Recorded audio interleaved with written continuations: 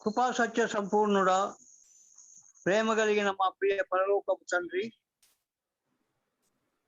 మరి యొక్క పరిశుద్ధ జనమున నీ పరిశుద్ధ సన్నిధిలో కనబడి నిన్ను ఆరాధించే భాగ్యం మాకు ఇచ్చినందుకై నీకు స్తోత్రాలు. గత ఆదివారం నుండి నేటి పరిశుద్ధ దినము వరకు నీ బలిష్టమైన రెక్కల మాటున మమ్మను దాచి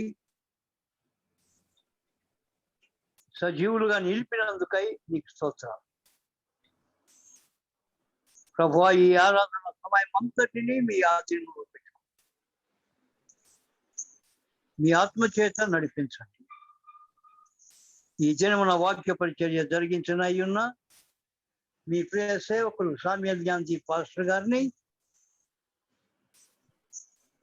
మీ బలమైన నోటి కూరగా వాడుకోమని, ఈ వర్తమానాన్ని మాకు అందించే సాధనంగా వాడుకోమని, ఈ ఆరాధనలో పాల్గొన్న ప్రతి బిడ్డను ప్రతి కుటుంబాన్ని జీవించమని యేసు పరిశుద్ధ నామమున ప్రార్థన.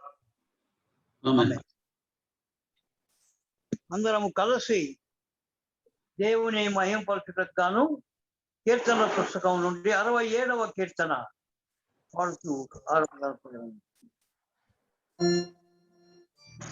67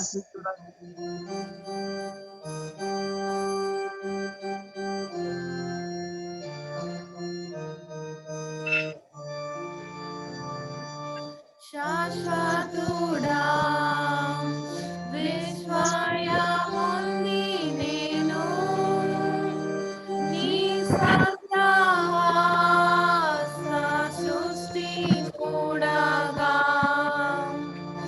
నీ స్వరం విందుములయందు యేసు ప్రభు నిన్నారాధింతును. ఓ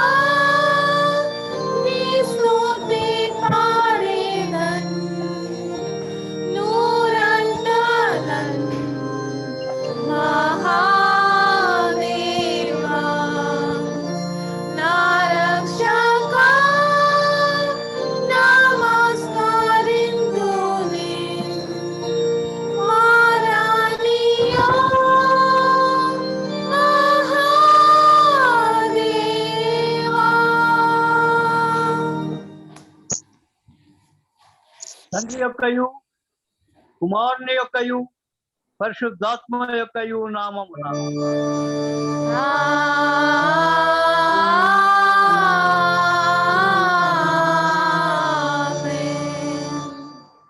నీ వెలుగును నీ సత్యమును బయలుదేర చేయము.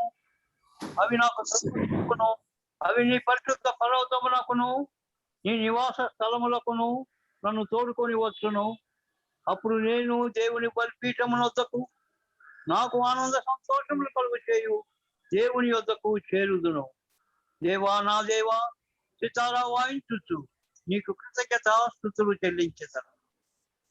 ప్రభువు నందు ప్రియులారా, యథార్థ హృదయముతో మన తండ్రి అయిన దేవుని సమీపించి ఆయన ఎదుట మన పాపములను ఒప్పుకొని మన ప్రభు అయిన యేసుక్రీస్తు పేరట మనకు క్షమాపణ దయచేయమని వేడుకొందాం. ప్రభువు నామము వలన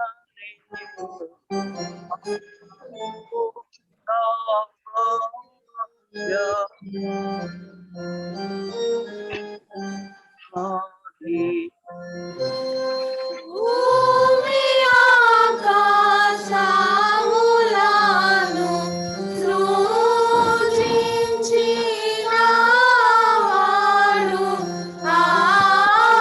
ఆయనే.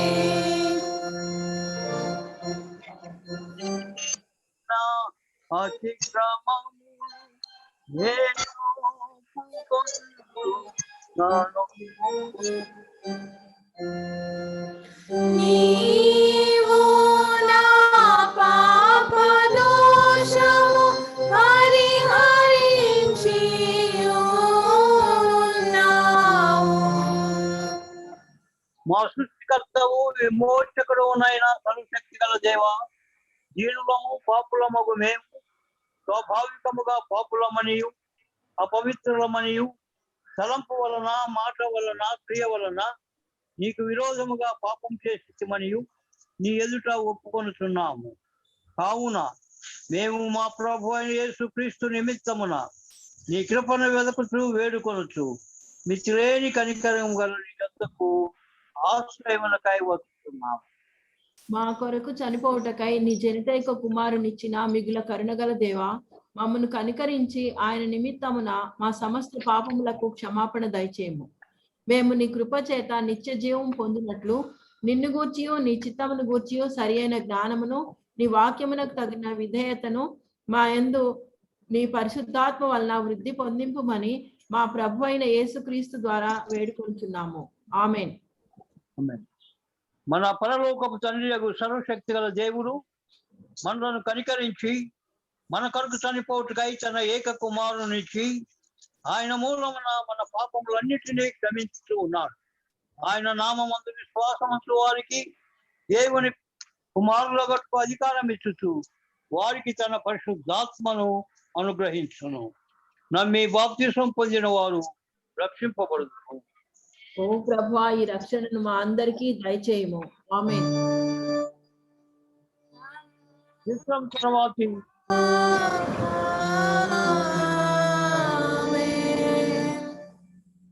చిత్రం తర్వాతి రెండవ ఆదివారం కొరకైన ప్రారంభ గీతం. యెహోవా నన్ను ఆదుకొనెను, విశాలమైన స్థలంలో నన్ను తోడుకొని వచ్చెను. నేను ఆయనకు ఇష్టలను కనుక ఆయన నన్ను తప్పించెను. యెహోవా నా బలమా, నేను నిన్ను ఎంతో ప్రేమిస్తున్నాను. యెహోవా నా శైలము, నా కోట. తండ్రికి కుమారునికి పరిశుద్ధాత్మకును ఆదియందు ఇప్పుడు ఎల్లప్పుడూ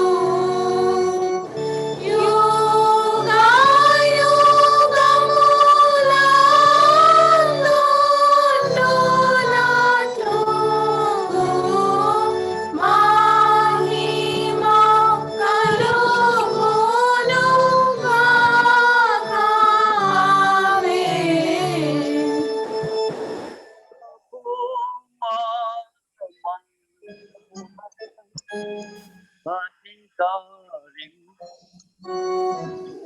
you.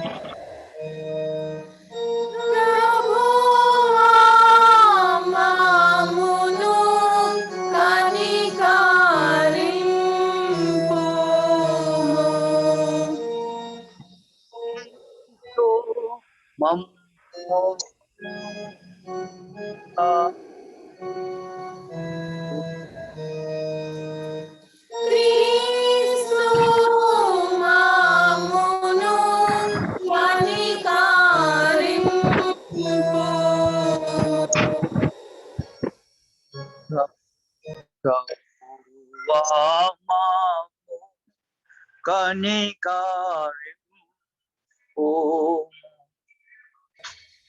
ప్రభువా మామును కనికరింపు.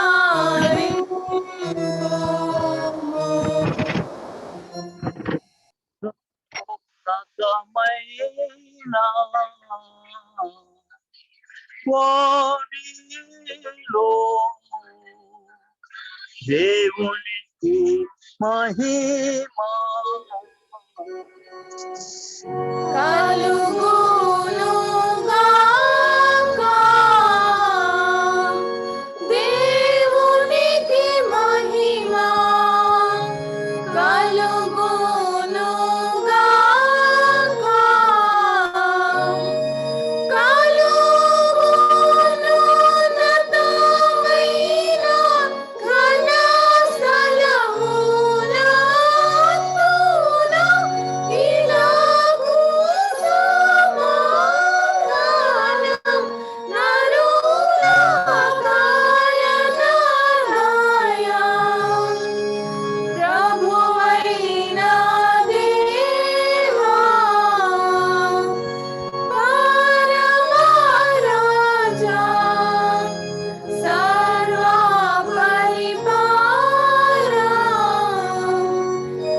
పరిపూర్ణ శక్తి గల పరమజనపతిను మహిని స్తుతించుచు మరి పొగడుచున్నాము. మహిమపరచుచు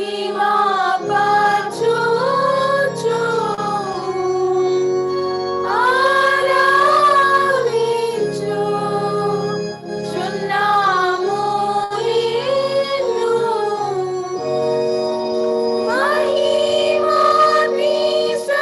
మహిమాతిశయమును మదిదాలంచియు నీకు మహిని స్తుతి కృతజ్ఞతలిచ్చుచున్నాము.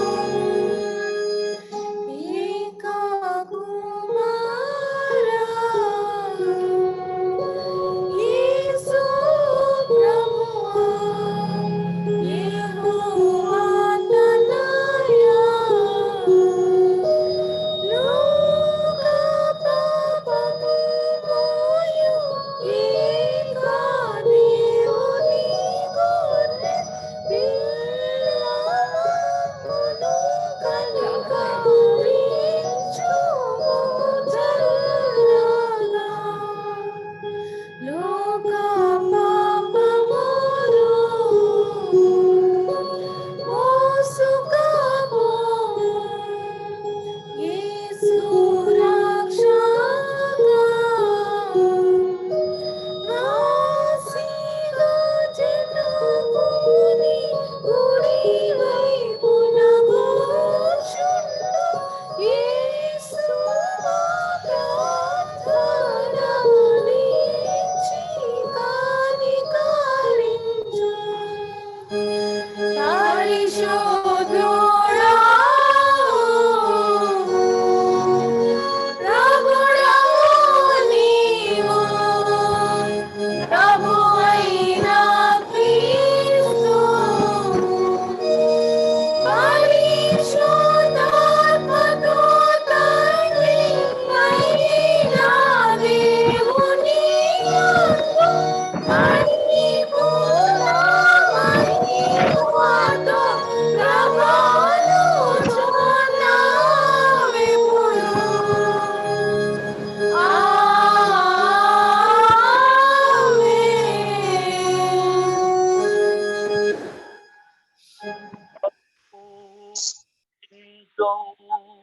నుండుగా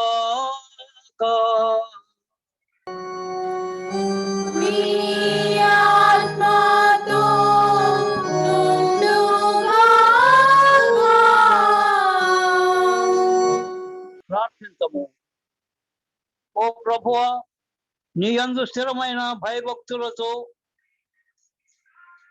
నీవు పెంచెడు జనులకు ఎల్లప్పుడూ సహాయం చేయొచ్చు, నిత్యము వారిని పాలించుచూ ఉన్నావు. నీ పరిశుద్ధ నామమునందు మేము నిరంతరము ఎడతెగని భయభక్తులు గలవారమగునట్లు దయచేయమని నీతోనూ పరిశుద్ధాత్మతోనూ సదాయేక దేవుడై యుగ యుగములు పరిపాలించుచునుండు మా ప్రభువును నీ ప్రియ కుమారుడైన యేసు క్రీస్తు నామమున ప్రార్థిస్తూ ఉన్నాము. ఆమేన్. ఈ ఆదివారం కొరకైన లేఖన భాగాలు చదువుగా విందాం. పాత నిబంధన గ్రంథము నుండి యెషయా గ్రంథం 25వ అధ్యాయం 6 నుండి 9 వచనాలు.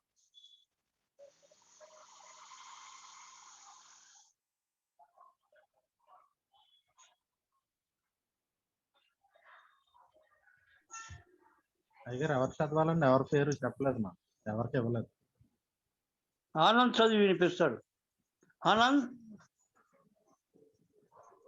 బాబు ఆనంద్. వచ్చానండి. Very good. యెషయా గ్రంథం ఈ రోజుకి 6 నుంచి 9 వచ్చిన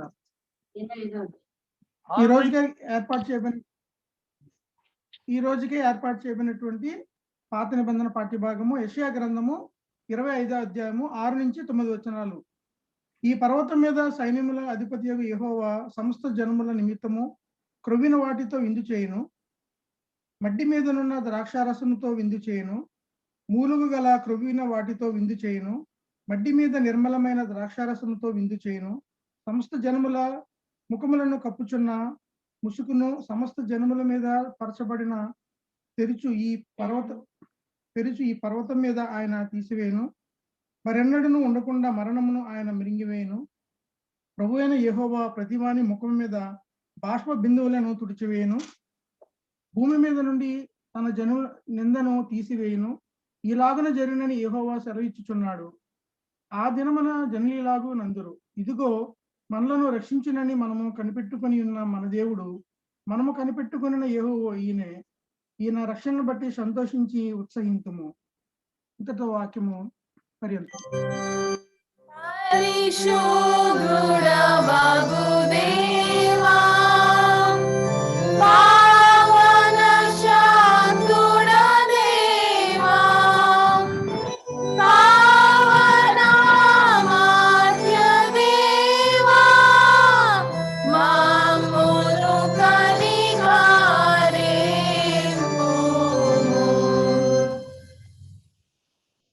పత్రిక పాఠము పరమార్థ జ్ఞాని అయిన యోహాను రాసిన ప్రకటన గ్రంథము 3వ అధ్యాయము 14 నుండి 22 వరకు ఈ నిరీక్షణ చదివి వినిపిస్తారు. నిరీక్షణ.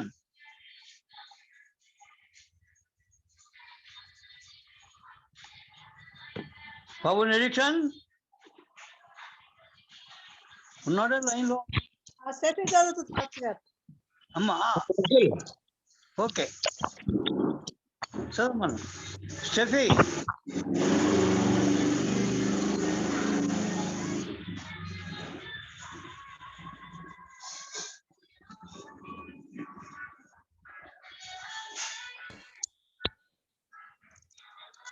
ప్రకటన గ్రంథం 3:14 నుంచి 22 వరకు. ప్రకటన గ్రంథం 4వ అధ్యాయం 14 నుంచి 22 వరకు. మూడవ అధ్యాయం 3వ అధ్యాయం 14 నుంచి 22 వచనం వరకు. రైట్.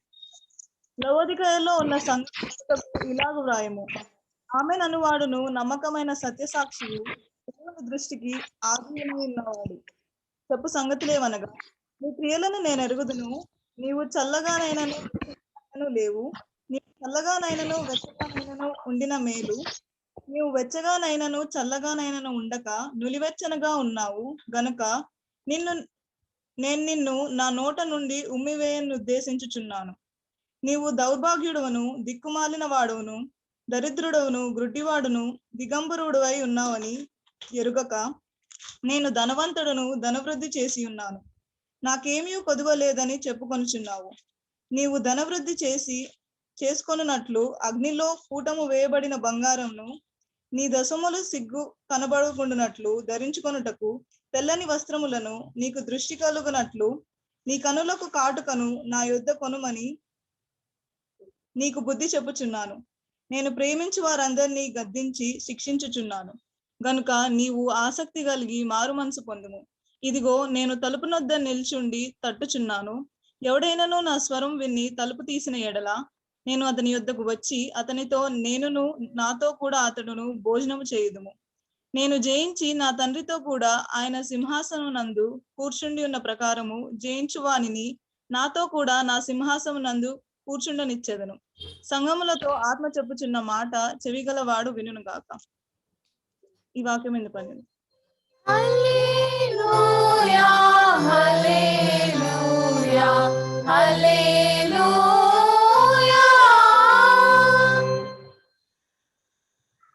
సువార్త పాఠము చదవక మునుపు సువార్త పాఠాన్ని మనం ధ్యానించటానికి సహాయపడేటువంటి ఒక కీర్తన సుదీప్తి అండ్ సులమితి పాడి వినిపిస్తారు. I have decided to follow him.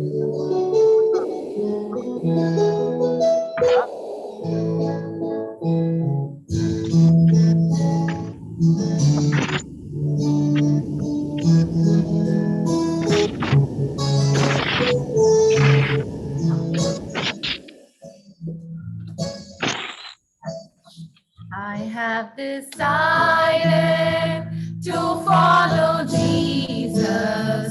I have decided to follow Jesus.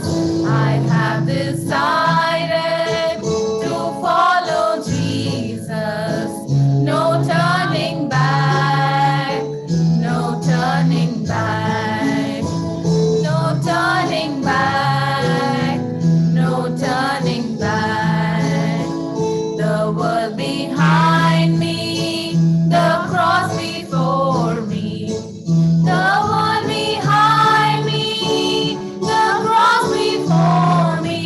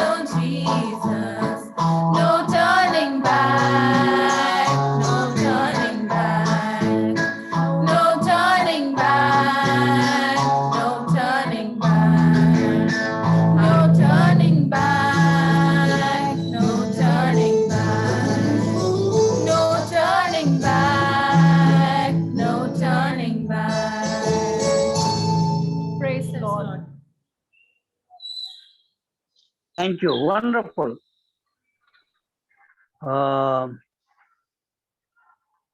పరిశుద్ధ సువార్త వాక్య భాగము పరిశుద్ధుడైన లూకా రాసిన సువార్త 14వ అధ్యాయం 25 నుండి 35 వరకు. అగస్టస్ ఉంటే అగస్టస్ చదివి వినిపిస్తాడు. ఓ ప్రభువా, నీకు మహిమ కలుగునుగాక.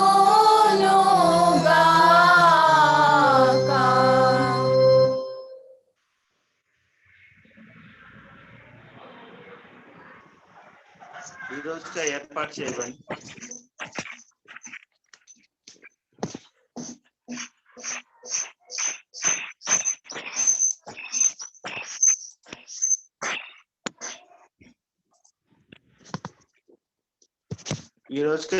చేయబడిన స్వార్థ భాగం స్వార్థ 14వ అధ్యాయం 25 నుంచి 35 వచనముల వరకు ఇది రాయబడింది.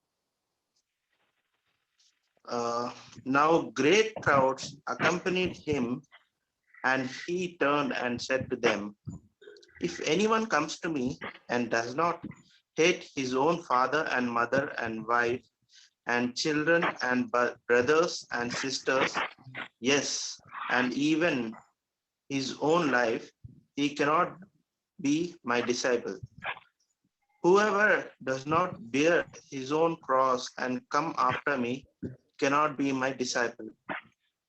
For which of you, desiring to build a tower, does not first sit down and count the cost, whether he has enough to complete it? Otherwise, when he has laid a foundation and is not able to finish, all who see it begin to mock him, saying, this man began to build and was not able to finish. Or what king going out to encounter another king in war will not sit down first and deliberate whether he is able with 10,000 to meet him who comes against him with 20,000? And if not, while the other is yet a great way off, he send a delegation and ask for terms of peace. So therefore, any one of you who does not renounce all that he has cannot be my disciple. Salt is good, but if salt has lost its taste, how shall its saltiness be restored? It is of no use either for the soil or for the manure pile. It is thrown away. He who has ears to hear, let him hear. Here ends the scripture. Gospel. క్రీస్తు నీకు స్తోత్రము కలుగునుగాక. అపోస్తలుల విశ్వాస ప్రమాణం ఒప్పుకుందాం.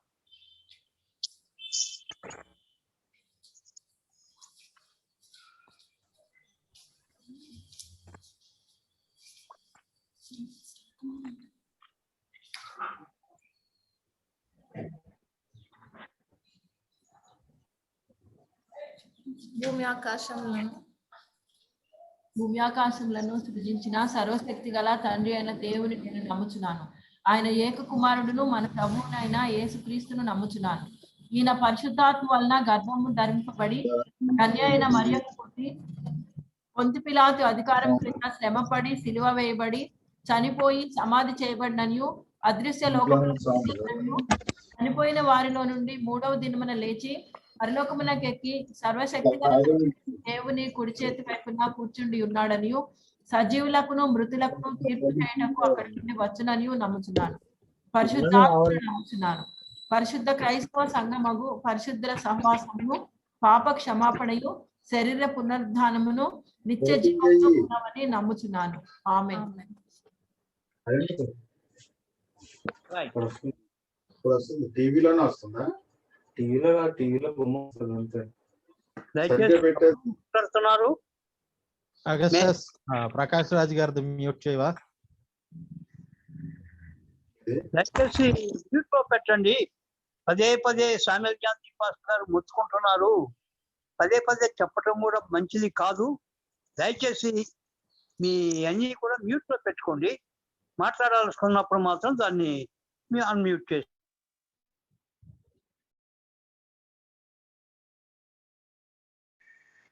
దేవుని వాక్యం వెనక మునుపు కీర్తన పుస్తకం నుండి 263వ సంగీతం పాడుకుందాం. 263 అయ్యారు 263 363 అండి? 263 363 ఓ యేసు భక్తులారా. సురంతి పాడండమ్మా. Stand up for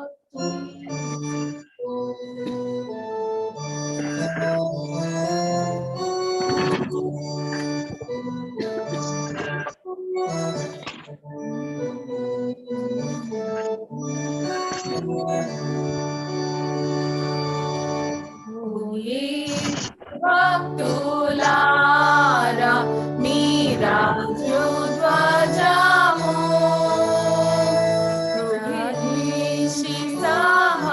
సాహసించి పోరాడి గెలువుడి విశ్వాసులారా రండి మీ రక్షణార్థమై ప్రయాసపడ్డ యేసు విజయమిచ్చును. మీ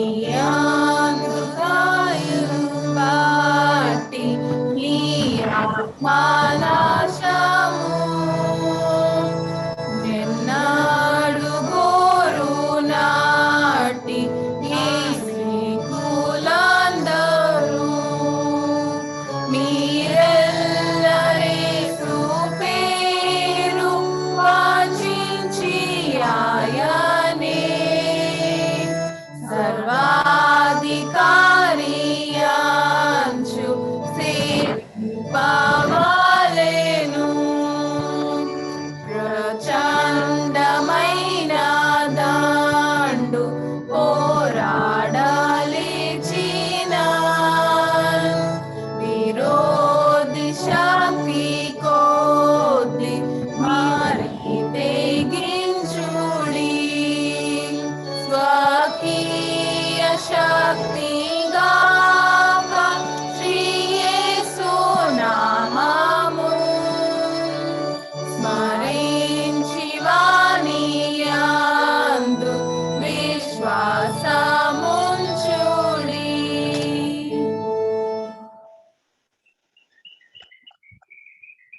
తండ్రి అయిన దేవుని నుండి రక్షకుడైన యేసుక్రీస్తు కృపా సమాధానములు మీకు తోడైండును గాక.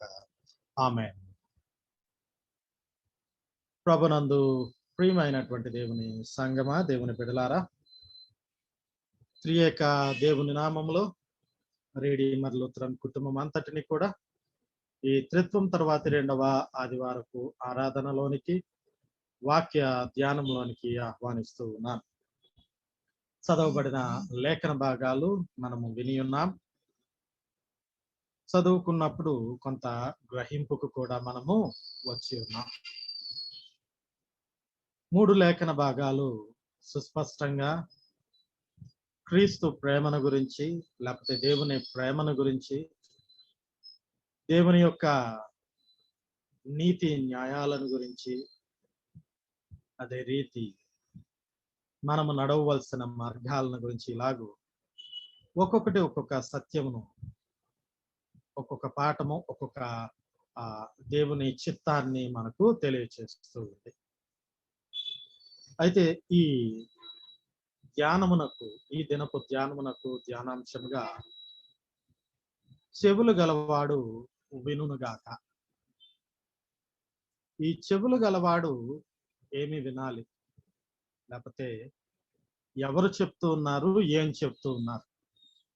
ఈ చెవులు గలవాడు ఏమి వినాలి? చెవులు గలవాడు దేవుడు చెప్పే ప్రతి మాటను, లేకపోతే పరము నుండి దేవుని యొద్ద నుండి వచ్చే ప్రతి మాటను వినాలి. ఇంకా చూస్తే చెవులు గలవానితో, లేకపోతే ఆత్మ సంగముతో చెప్తున్నటువంటి మాట మనము చూచుకున్నట్లయితే పత్రిక పాఠ్య భాగంలో మన యొక్క స్థితిగతులను గురించి, మన యొక్క పరిస్థితులను గురించి, లేక మనము ఉన్నటువంటి స్థితిగతులు, దాన్ని మనము ఎటువంటి భ్రమలలో జీవిస్తూ ఉన్నామో మన భ్రమలను గురించి పత్రిక పాఠం చెప్తూ ఉన్నది. ఆ భ్రమలు తొలగించుకొని, లేకపోతే ఆ భ్రమలలో నుండి బయటకు వచ్చిన వారు ఎలాగున దేవునితో నడవాలో సువార్త పాఠ్య భాగం చెప్తూ ఉన్నది. అలాగూ నడిచే వారికి ఎట్టి స్థితిని, లేకపోతే ఆయన యొక్క విందులో ఎలాగున స్థానం ఉంటుందో, ఆయన ఇచ్చేటువంటి విందును గురించి పాత నిబంధన పాఠ్య భాగము చెప్తూ ఉన్నది.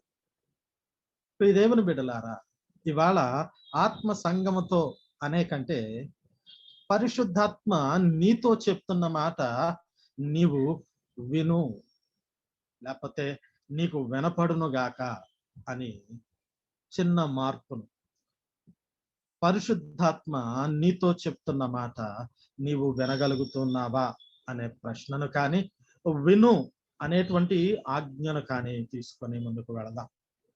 ఆత్మ ఇవాళ నీతో నాతో చెప్తున్నటువంటి మాట మన యొక్క భ్రమలు.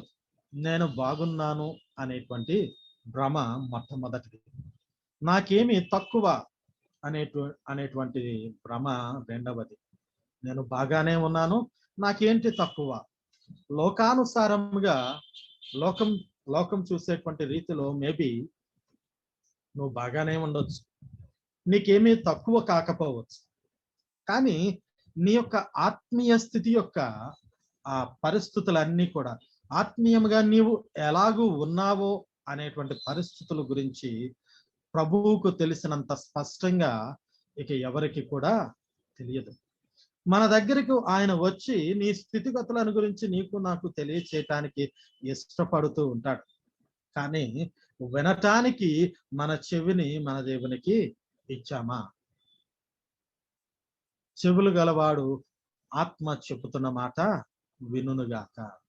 ఇవాళ మనకి చెవులను దేవుడు అనుగ్రహించింది ఆయన చెప్పేటువంటి మాటలను వినటం గురించి. ఇది మనందరికీ తెలిసిందే. అయితే మనము ఏమి వింటూ ఉన్నాం? మనము దేనిని వినటానికి మన చెవులను నిక్కబడుచుకొని వింటూ ఉన్నాం? దేని కొరకు ఈ చెవులను ఉపయోగిస్తూ ఉన్నాం? ఈ దేవుని బిడ్డలారా, రాకడ అతి సమీపముగా ఉన్నది. ప్రభు అతి త్వరలో రానై ఉన్నాడు. ప్రస్తుతం ఉన్నటువంటి పరిస్థితులన్నీ కూడా ఆ దేవుని యొక్క రాకడను సూచిస్తూ ఉన్నవి. ఇంకా మనము ఎలా ఉన్నామో లవదొకియ సంఘమును గురించి చెబుతూ, నీవు చల్లగానైనను వెచ్చగానైనను ఉన్న ఎడల మేలు అని ప్రకటన గ్రంథము మరి 3వ అధ్యాయము 15వ వచనమును మనం చూస్తే ఇది మనము చెప్పగలం. నీ క్రియలను నేను ఎరుగుదును, నీవు చల్లగానైనను వెచ్చగానైనను ఉన్న ఎడల అది నీకు మేలని చెప్తూ, నీవు వెచ్చగానైనను చల్లగానైనను ఉండక నులువెచ్చనగా ఉన్నావు గనక నేను నిన్ను నా నోటి నుండి ఉమ్మివేయ ఉద్దేశించుచు ఉన్నాను. ఇక్కడ మనం గమనిస్తే ఇంకా ఆయన ఆ పనిని చేయలేదు, ఉమ్మి వేయలేదు. కానీ నీ యొక్క స్థితిగతులను బట్టి, నీ నులువెచ్చని స్థితిని బట్టి నిన్ను ఉమ్మి వేయటానికి ఆలోచన కలిగి ఉన్నాడు. ఆ నులువెచ్చని స్థితి ఏమిటనంటే మరి 17వ వచనం గనక మనం చూస్తే ఇక్కడ చాలా స్పష్టంగా మనమున్నటువంటి స్థితి చెబుతూ ఉన్నాడు. నీవు దౌర్భాగ్యుడవు, దిక్కుమాలిన వాడవును, దరిద్రుడవును, వృద్ధివాడవును, దిగంబరుడును అయి ఉన్నావని ఎరుగక నేను ధనవంతుడను, ధనవృద్ధి చేసి ఉన్నాను, నాకేమి కొదవలేదని చెప్పుకొనుచున్నావు. ఈ యొక్క స్థితిని, లేకపోతే మన యొక్క ఆత్మీయ దిగంబరత్వం, లేకపోతే ఆత్మీయ స్థితిగతులను గురించి ఇక్కడ, లేదా దేవునితో నడిచేటువంటి విధానాన్ని గురించి, నడవవలసినటువంటి పరిస్థితులను గురించి, ఉండవలసినటువంటి స్థితిగతులను గురించి చెబుతూ, నీవు అలా లేవు కానీ ఉన్నావనేటువంటి భ్రమలో నీవు జీవిస్తూ ఉన్నావు. జాగ్రత్త. నీకు ఈ లోకంలో ధనముంటే దేవుని దీవెన ఉన్నది అనే భ్రమలో నీవు ఉన్నావా? అది వాస్తవం కాదని చెబుతూ ఉన్నాడు. నీవు లోకపరంగా ధనవంతుడివేమో కానీ పరలోకపరంగా, లేకపోతే ఆత్మీయంగా నీవు చాలా పేదవాడు అనేటువంటి స్థితిని, లేకపోతే చాలా దయనీయమైనటువంటి స్థితిలో నీవు ఉన్నావు అనేటువంటి విషయాన్ని మరి ప్రకటన గ్రంథం పత్రిక పాఠ్య భాగం మనతోటి మాట్లాడుతూ ఉన్నది. మన ఆత్మీయ స్థితి ఎలాగ ఉన్నది, ఆత్మీయంగా మనం ఎలాగ ఉన్నాం, దానికి ఒక కొలమానాన్ని గనక మనం చూసుకుంటే, ఒక్కసారి సువార్త పాఠ్య భాగంలోనికి వెళ్ళి లూకా సువార్త మరి ఎన్నో అధ్యాయం 14వ అధ్యాయము ఒకసారి మనం చూస్తే, అందులో ఆఖరి వచనాలు 35వ వచనాన్ని గనక మనం చూస్తే, లూకా సువార్త 14వ అధ్యాయము మరి 35వ వచనాన్ని గనక మనము గమనిస్తే, అక్కడ చాలా సుస్పష్టంగా ఒక విషయాన్ని చెప్తూ ఉన్నాడు. 34, 35 వచనాలు. ఉప్పు మంచిదే కానీ ఉప్పు నిస్సారమైతే దేని వలన దానికి సారము కలుగును? అది భూమికైనను ఎరువుకైనను పనికి రాదు కనుక దానిని బయట పారవేయుదురు. వినుటకు చెవులు గలవాడు వినుగాక అని వారితో చెప్పాను. ఇక్కడ ఉప్పును గురించి మాట్లాడుతూ ఉన్నాడు. ఉప్పు నిస్సారమైనదైతే అది నిరుపయోగమని చెప్తూ ఉన్నాడు. ఇక్కడ ఆత్మీయ స్థితికి ఉప్పుకి ఏమిటంటే సంబంధం అని అంటే, మరి ఆత్మీయముగా నీవు ఉప్పు వలె ఉన్నావు, సారం కలిగి ఉన్నావు అనటానికి రుజువు, నిదర్శనం ఏమిటని అంటే, నీవు పరిశుద్ధాత్మతో నింపబడి ఉండాలి. అలాగైతేనే నీవు ఉప్పులో సారము ఎలా ఉంటుందో ఆత్మీయంగా నీ స్థితి కూడా సారవంతమైనదై చెడిపోకుండా ఉండేటట్టు చేయగలదు. ఉప్పు లక్షణం ఏమిటనంటే పాడు కాకుండా ఉండేటట్లు ఉప్పు చేయగలదు. నీలో పరిశుద్ధాత్మ ఉంటే నీవు పాడవవు, ఇతరులను పాడు అవ్వటానికి అవకాశాన్ని ఇవ్వవు. మరి నీ ఆత్మీయ స్థితి ఎలాగ ఉన్నది? ఇవాళ నువ్వు దౌర్భాగ్యుడవు, దరిద్రుడవు, దిగంబరివి, ఇలాంటి మాటలు ప్రకటన గ్రంథంలో మాట్లాడుతూ ఉన్నాడు. ఎందుకనంటే నీవు ఇంకను దేవుడు అనుగ్రహించేటువంటి, లేకపోతే దేవుడు ఇస్తానని వాగ్దానం చేసినటువంటి ఆ పరిశుద్ధాత్మను నీవు పొందుకోలేదు. కాబట్టి ఇవాళ ఒక్కసారి మనల్ని మనము, లేకపోతే మన స్థితిగతులను బట్టి, మన యొక్క పరిస్థితులను బట్టి, ఆత్మీయ యాత్రలో మనం ఎలాగున్నాము మనల్ని మనము ప్రశ్నించుకుందాం. లేకపోతే ఒక్కసారి తూనిక వేసుకుందాం. ఇక్కడ ఒక పాట విజయకర్ గారు రాసినటువంటి ఒక పాట జ్ఞాపకం వస్తూ ఉన్నది. చాలా చక్కని పాట, మనందరికీ తెలిసినది. ఓ క్రైస్తవ నీ వాస్తవాలు తెలిసే ఒక రోజు నీకుందని తెలుసా? ఓ క్రైస్తవ నీ వాస్తవాలు తెలిసే ఒక రోజు నీకుందని తెలుసా? దైవత్రాసులో తూయగా నీవు తేలికై పోదువా? ఓ క్రైస్తవ నీ వాస్తవాలు తెలిసే ఒక రోజు నీకుందని తెలుసా? ఆ త్రాసులో తుచ్చినప్పుడు ప్రకటన గ్రంథంలో చెప్పినటువంటి దరిద్రము, లేకపోతే ఆ దిగంబరత్వము, ఆ పరిస్థితులన్నీ మనలో ఉంటే దైవత్రాసులో మనం తేలికైపోతాం.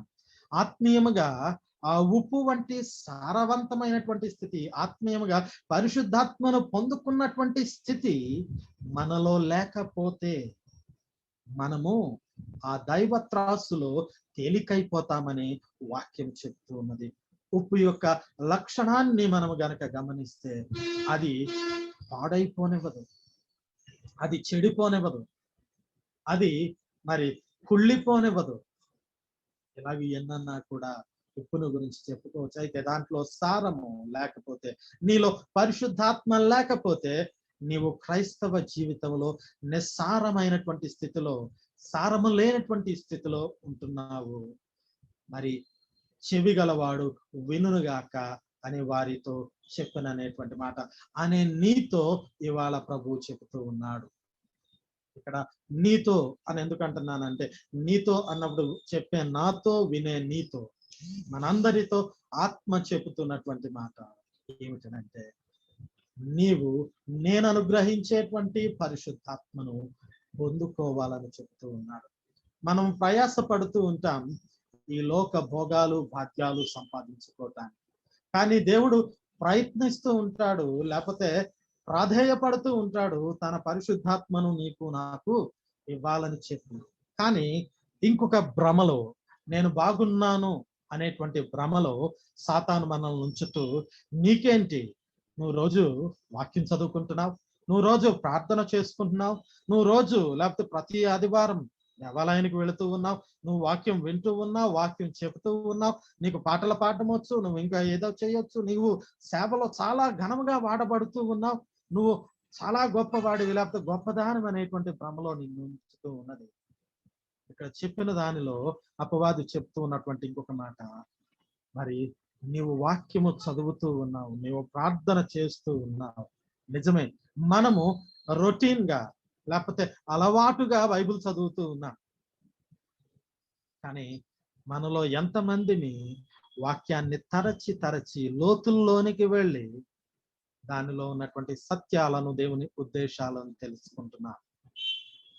అందుకని నేను ఎప్పుడూ చెప్తూ ఉంటాను, చదవటమే కాదు ధ్యానము చేయటం.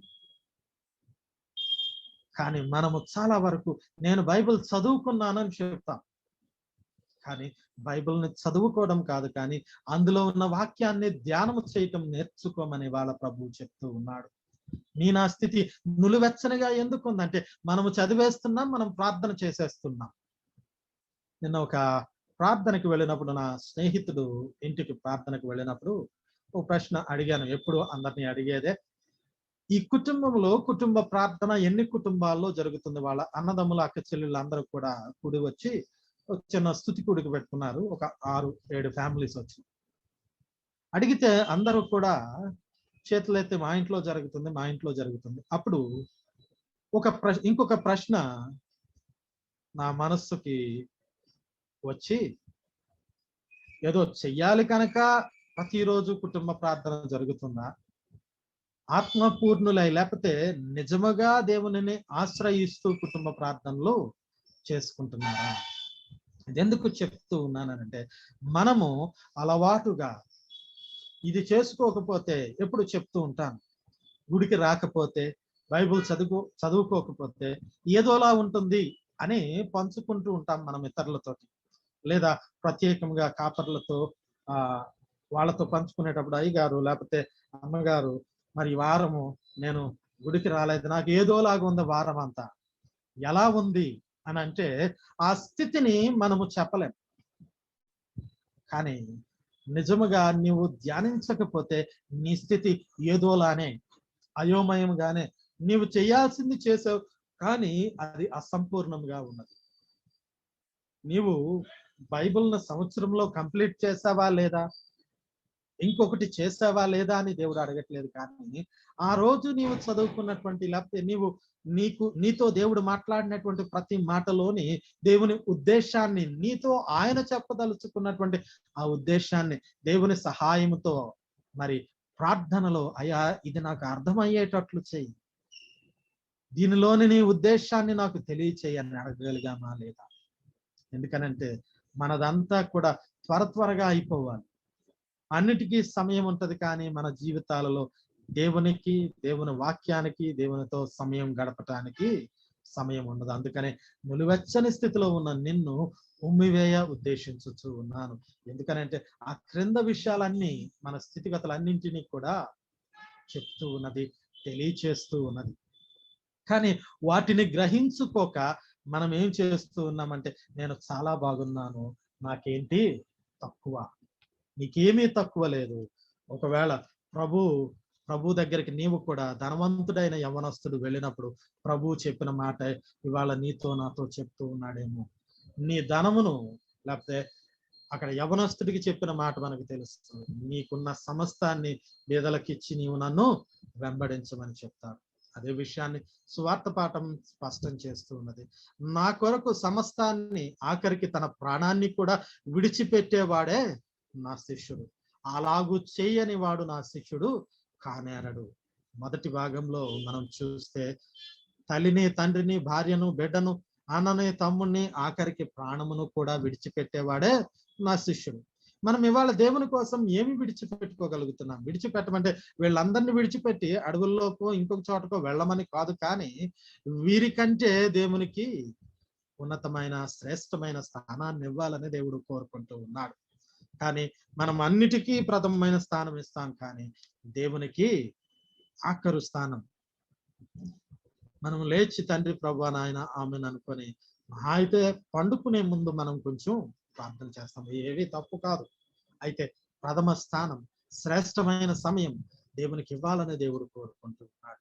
ఇవ్వటానికి నీవు నేను సిద్ధమా? ప్రకటన గ్రంథంలో మాట్లాడుతూ ఉంటాడు. ఇవన్నీ అయిపోయిన తర్వాత ఆఖరి వచనాలు గనక మనం చూస్తే, ఏర్పాటు చేయబడిన ఈ అధ్యాయంలో ఆఖరి వచనాలు 19వ వచనం దగ్గర నుంచి మనం చూస్తే 19వ వచనం ఎలాగో ఉన్నది.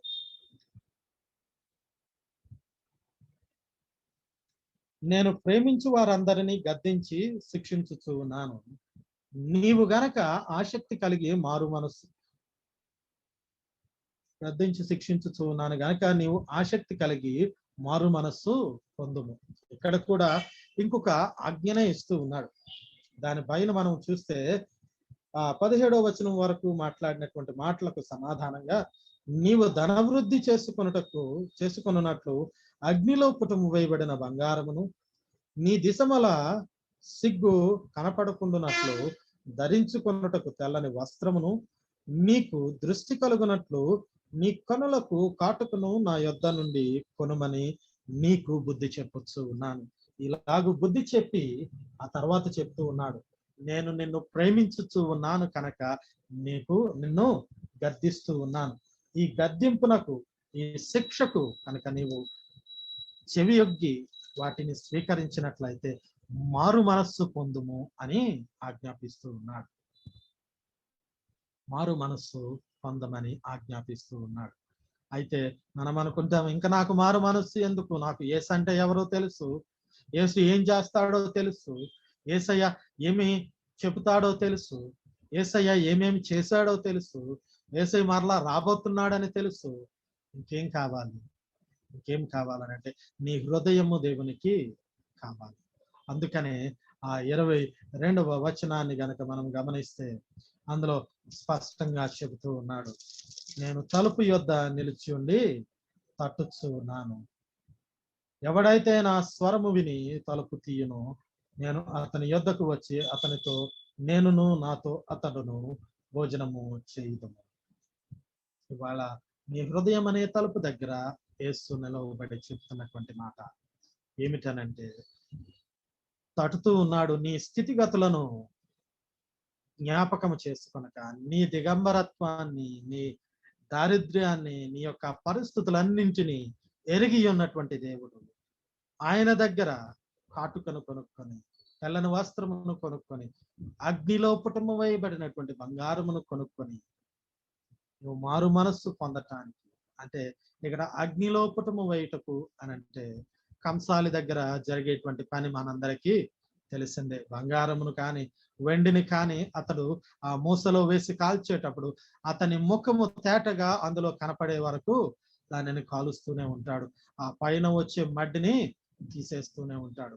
కాల్చటం అని అంటే అది శ్రమలకు గుర్తుగా, అది మరి ఆ శిక్షణకు గుర్తుగా ఆ అగ్ని ఆ దహించటాన్ని మనము చూడవచ్చు.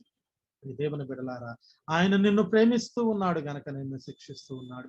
నీవు నశించిపోవటం ఆయనకి ఇష్టం లేదు కనుక నిన్ను ప్రేమించి గద్దిస్తూ ఉన్నాడు. కానీ ఆయన ప్రేమించి గద్దించేటప్పుడు మన చెవులను మనము మూసుకుంటున్నామేమో, జాగ్రత్త. అందుకనేనేమో ఆత్మ సంగమతో చెప్తున్న మాట చెవు గలవాడు వినుగాక అని చెప్తూ ఉన్నాడు.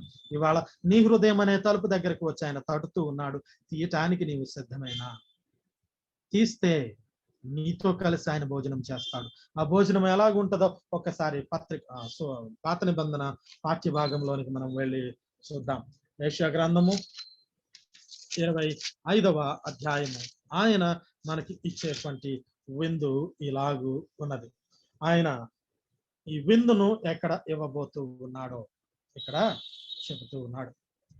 యెషయా గ్రంథము 25వ అధ్యాయము 6వ వచనం. ఈ పర్వతము మీద సైన్యములకు అధిపతి యెహోవా సమస్త జనుల నిమిత్తము క్రొవ్విన వాటితో విందు చేయును, మడ్డి మీదనున్న ద్రాక్షారసముతో విందు చేయును, మూల్గులు గల క్రొవ్విన వాటితో విందు చేయును, మడ్డి మీద నిర్మలమైన ద్రాక్షారసముతో విందు చేయును. ఇక్కడ కొందరికే అని చెప్పట్లేదు, కానీ సమస్తమైన జనులకు అనేటువంటి మాటను దేవుడు వాడుతూ ఉన్నాడు. సమస్త జనుల నిమిత్తము క్రొవ్విన వాటితో విందును, మడ్డి మీదనున్న ద్రాక్షారసముతో విందును, మూల్గులు గల క్రొవ్విన వాటితో విందును, మడ్డి మీద నిర్మలమైన ద్రాక్షారసముతో విందును చేయ ఉద్దేశించుతూ ఉన్నాడు.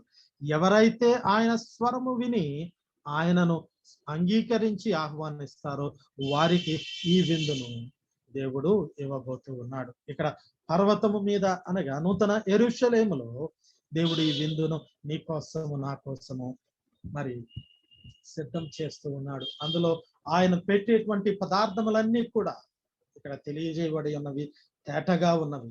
రక్షణను, సంరక్షణను, ఇంకా మనం చూసుకున్నట్లయితే ఆయన యొక్క కృపలన్నింటినీ ఆ పర్వతము మీద మనకి సిద్ధము చేసి ఎదురు చూస్తూ ఉన్నాడు.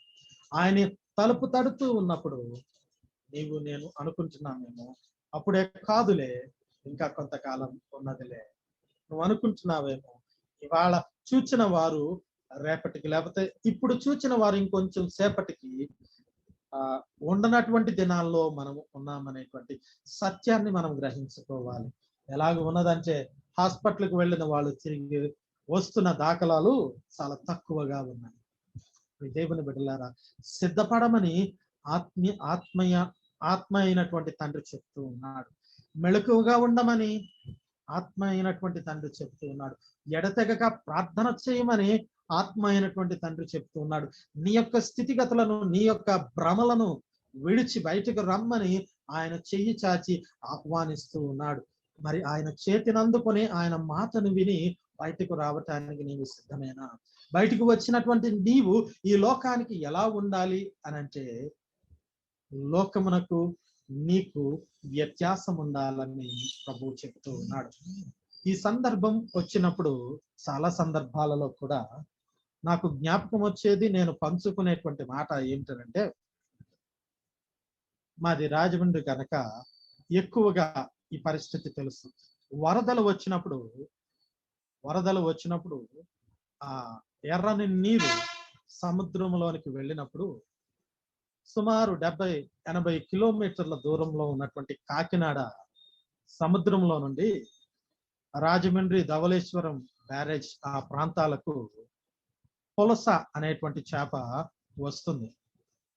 ఇది ఏమిటనంటే ప్రవాహంతో పాటు ఈదదు, కానీ ప్రవాహానికి ఎదురు ఈదుకుంటూ 70-80 కిలోమీటర్లు ఇక్కడికి వస్తుంది. ఆ ఈదే ప్రక్రియలో మేబీ ఆ పరిస్థితుల్లో దాని రుచి ఇంకా పెరుగుతుంది.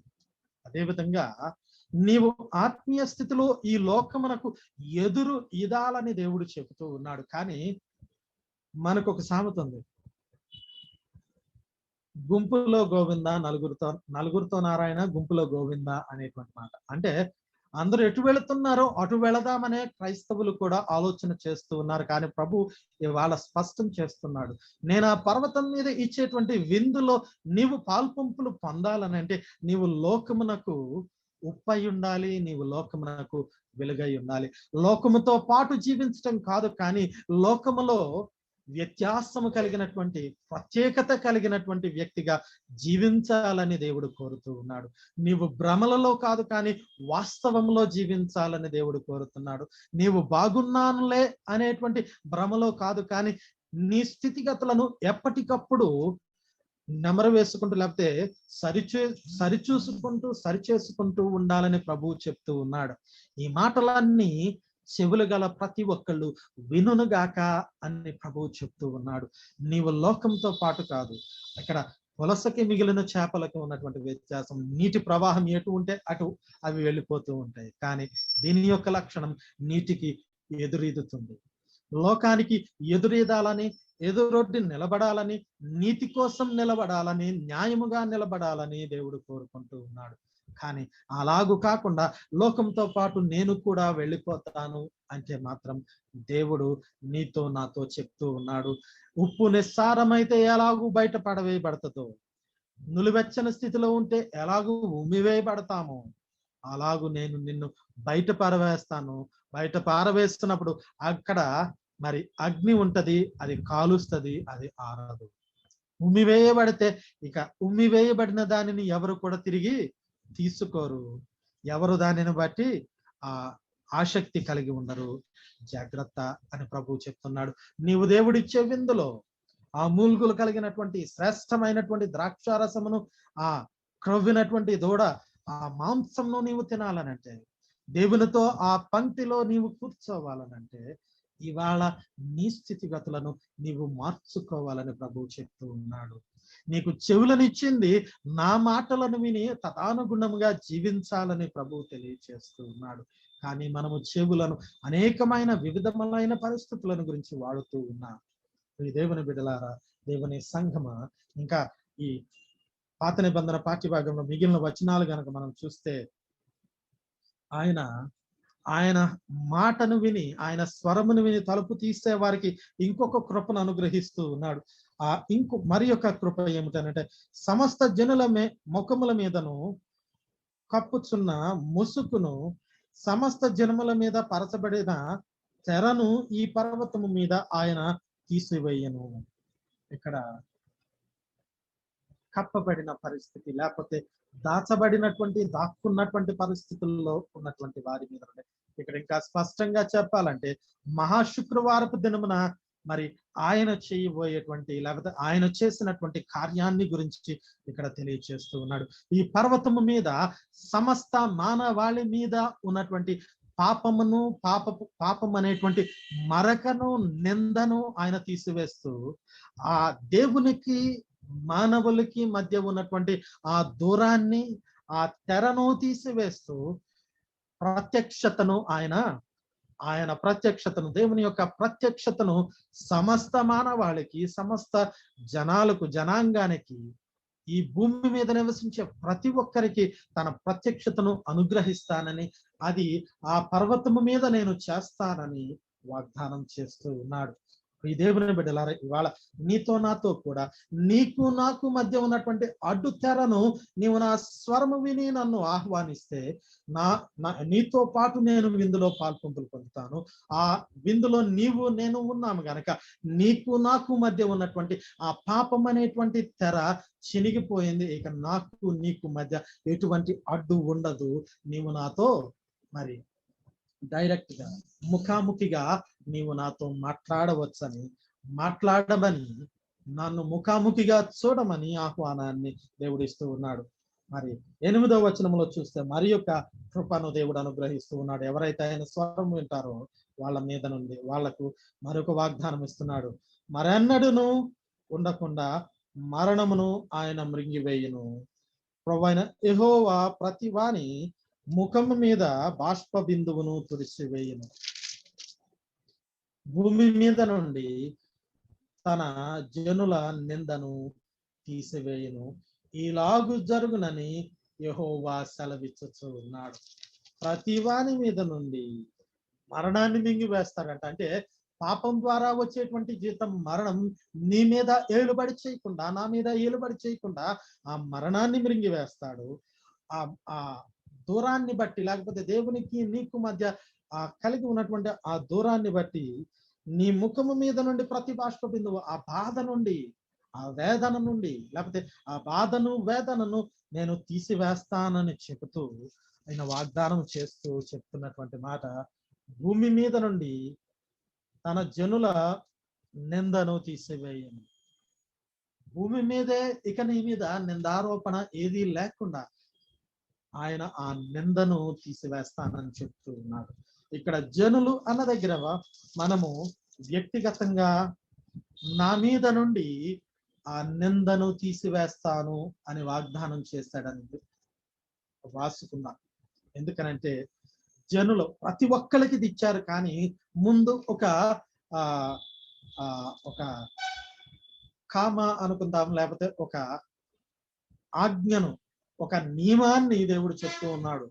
నేను తలుపు యొద్ద ఉండి తట్టుచున్నాను, ఎవరైతే నా స్వరము విని తలుపు తీస్తారో వాళ్లతో ఈ నిబంధనలన్నీ, ఈ మాటలన్నీ దేవుడు సెలవిస్తూ ఉన్నాడు. ఇవాళ నీతో నాతో, నీవు నా మాట విని నా స్వరము విని తలుపు తీస్తే నీ మీద నుండి నిందను, నీ నీ నీ ఆ పాపపు మరణాన్ని మృంగి వేస్తాను, నీ యొక్క ముఖము మీద ఉన్నటువంటి ఆ దుఃఖాన్ని, లేకపోతే ఆ పాపపు భారాన్ని తీసివేస్తాను, ఆ నిందను తీసివేస్తాను అని వాగ్దానం చేస్తూ ఉన్నాడు.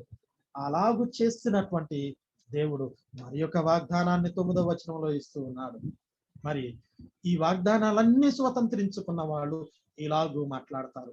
ఆ దినమున జనులు ఇలాగూ అందరు, ఇదిగో మనలను రక్షించునని మనము కనిపెట్టుకొని ఉన్న మన దేవుడు, మనము కనిపెట్టుకొనిన యెహోవా ఈయనే, ఆయన రక్షణను బట్టి సంతోషించి ప్రోత్సహింతుము.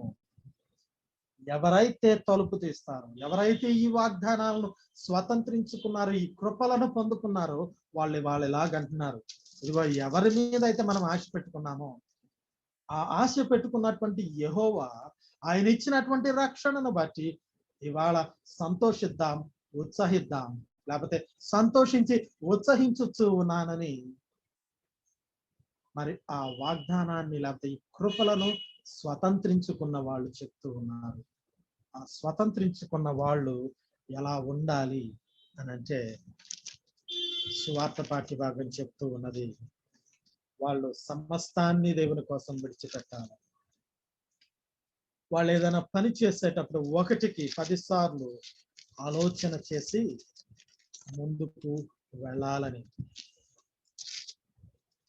వాళ్ళు సారము కలిగినటువంటి ఉప్పు వలె ఉండాలని దేవుడు కోరుతూ ఉన్నాడు.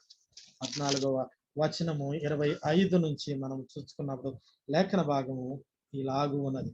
ఇక్కడ ప్రారంభం ఏం చేస్తున్నాడంటే, బహుజన సమూహములు ఆయనతో కూడా వెళ్ళుచున్నప్పుడు ఆయన వారు తట్టు తిరిగి, ఎవడైనా నన్ను నా యొద్దకు వచ్చి తన తండ్రిని, తల్లిని, భార్యను, పిల్లలను, అన్నదమ్ములను, అక్క చెల్లిండ్లను, తన ప్రాణమును సహా ద్వేషింపకుంటే వాడు నా వాడు కానేరడు. ఆయన దగ్గరికి వచ్చి ఆయన్ని వెంబడించాలంటే వీళ్ళు ముఖ్యం కాదు, కానీ దేవుడే ముఖ్యమని వెళ్ళాలి. మనకి మరి మత్తయి సువార్తలు అనుకుంటుంటుంది, ఒక వ్యక్తిని దేవుడు నువ్వు నన్ను వెంబడించని చెబితే, అయ్యా నా తండ్రి చనిపోతాడు, చనిపోయిన తర్వాత ఆయన పాతి పెట్టి వస్తానని చెప్తాడు. అక్కడ ఆ యవనస్తుడితో దేవుడు యేసు చెప్పేటువంటి మాట, మృతులు తమ మృతులను పాతి పెట్టుకుందరు, నీవు నన్ను వెంబడించు. ఇవాళ నీవు దేవునితో నడవాలనుకుంటే దేవునికి ప్రథమ స్థానాన్ని, వీళ్ళు ఏమైపోతారో ఒక చిన్న అనుభవాన్ని పంచుకోదలుచుకుంటూ ఉన్నా. ఒక సంఘ కాపరి ఒక కుటుంబానికి విజిటింగ్ కి వెళ్ళినప్పుడు ఆ గృహంలో ఉన్నటువంటి వ్యక్తులతో మాట్లాడుతూ ఉన్నప్పుడు, నిన్ను దేవుడు తన యొక్క సేవ కొరకు పిలుస్తూ ఉన్నాడని ఆ కాపరి చెప్పినప్పుడు, మరి దీనికి ఏం చేయాలని ఆ కాపరిని ఆ గృహంలో వాళ్ళు అడిగినప్పుడు, నీ ప్రతి పరిస్థితిని విడిచిపెట్టి దేనికన్నా సరే, మరి నీ కుటుంబం కన్నా, నీ ఉద్యోగం కన్నా, నీ యొక్క ఆలోచనల కన్నా, హలో నీ యొక్క ఆలోచనల కన్నా, నీ యొక్క ప్రణాళికల కన్నా దేవుని యొక్క చిత్తమే ప్రాముఖ్యం అని ముందుకు సాగాలి అని అంటే, కుటుంబం దగ్గరికి వచ్చేటప్పటికి వాళ్ళు అడిగినటువంటి ప్రశ్న ఏంటంటే, అయా భర్తని బిడ్డలని లేకపోతే భార్యని బిడ్డలని దేవుడే ఇచ్చాడు కదా, వీళ్ళని అలాగ వదిలేసి వచ్చేయాలా? యేసయ్య పిలిచినప్పుడు సమస్తాన్ని విడిచిపెట్టి వచ్చిన వాళ్ళని మనం చూడగలం. యాకోబు యోహానులను మనం చూస్తే వాళ్ళు వలలు విడిచిపెట్టి, తమ తండ్రిని విడిచిపెట్టి దేవుణ్ణి వెంబడించారు. పేతురు ఆంద్రేయాలను మనం చూసుకుంటే వాళ్ళు వలలని, పని వాళ్ళని, తమకు కలిగిన సమస్తాన్ని విడిచిపెట్టి దేవుణ్ణి వెంబడించారు. అదే విధముగా మరి ఒక్కొక్కరిని దేవుడు పిలిచినప్పుడు వాళ్ళకు కలిగిన సమస్తాన్ని విడిచిపెట్టి వాళ్ళు దేవుణ్ణి వెంబడించారు. ఇవాళ నిన్ను నన్ను యేసయ్య పిలిస్తే నీవు విడిచిపెట్టి దేవుణ్ణి వెంబడించడానికి సిద్ధమేనా? లేకపోతే ఈ కుటుంబం అడిగినట్లు నా కుటుంబం సంగతి ఏంటి, నా పిల్లల సంగతి ఏంటి, లేక నా భార్య సంగతి ఏంటి, నా బిడ్డల సంగతి ఏంటి అంటున్నామా? ఆయన నీతో నాతో మాట్లాడుతూ ఉన్నాడు. నన్ను వెంబడించగోరినట్లయితే సమస్తాన్ని విడిచిపెట్టి నీ ప్రాణాన్ని సహితము ద్వేషించగలిగినప్పుడే నీవు నాకు శిష్యుడుగా ఉండగలవని చెప్తున్నాడు. 27వ వచనాన్ని చదువుకుందాం. లూకా సువార్త 14:27. మరియు ఎవడైనాను తన సిలువను మోసుకొని నన్ను వెంబడింపని ఎడల వాడు నా శిష్యుడు కానేరడు. ఇంకొక మాట చెప్తూ ఉన్నాడు, సిలువను ఎత్తుకొని వెంబడించమంటున్నాడు. మన సిలువను మనం ఎత్తుకున్నామా లేదా? మన సిలువను మనము దేవుని కోసం మోస్తున్నామా లేదా ఆలోచన చేసుకోవాలి. ఇక్కడ ఇవన్నీ అయిపోయిన తర్వాత ఇక్కడ మరలా చెప్తూ ఉంటాడు, ఎవరైనా ఒక కట్టడానికి ఆలోచన కలిగి ఉంటే అది కట్టే స్తోమత అతనికి ఉందా లేదా, ఇవన్నీ కూడా మనకు తెలుసు.